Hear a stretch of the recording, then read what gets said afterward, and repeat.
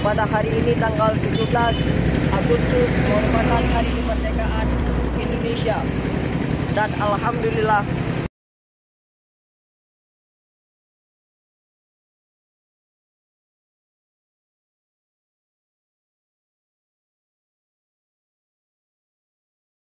Assalamualaikum warahmatullahi wabarakatuh. Perkenalkan, saya Irfandi, merupakan tim leader Eco Racing dari Aceh. Alhamdulillah pada hari ini tanggal 17 Agustus merupakan hari kemerdekaan Indonesia. Dan alhamdulillah di hari yang penuh kebahagiaan ini saya meraih Mobilio yang merupakan dari PT BES. Dan saya mengucap kasih kepada Ustadz Rizal dan terutama kepada founder kami, yaitu Bapak Haji Febrian, merupakan pemilik daripada PT BES. Dan saya ucapkan sekali lagi beribu-ribu terima kasih kepada sang leader yang memberi arahan kepada saya, yang selalu memberi dukungan dan support kepada saya dengan berkat dukungan dan support dan bimbingan daripada leader saya, yaitu Ustaz Muhammad Ridha ataupun Ustaz Feiruz. Dengan berkat bimbingan dan dukungan beliau, alhamdulillah pada hari ini saya tembus Mobilio dan 2 motor. Alhamdulillah, ini merupakan wasilah daripada PT BES. Dan saya mengucapkan sekali lagi kepada Bapak Haji Febrian yang telah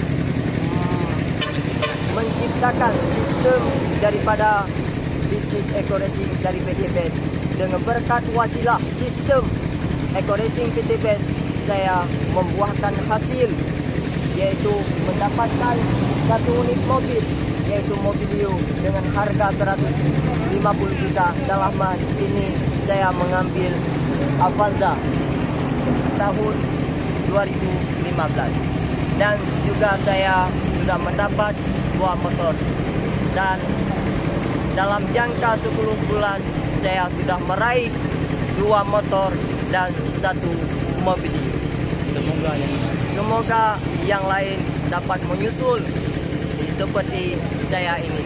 Saya merupakan seorang santri daripada Pondok Pesantren Aceh, juga bisa meraih seperti ini.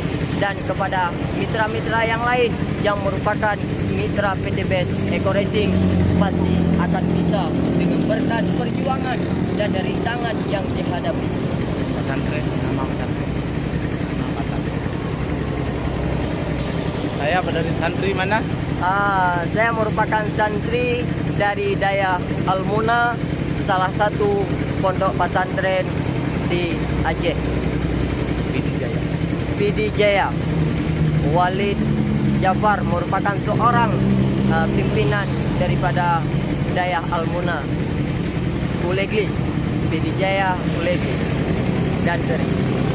Assalamualaikum warahmatullahi wabarakatuh. Salam warahmatullahi wabarakatuh.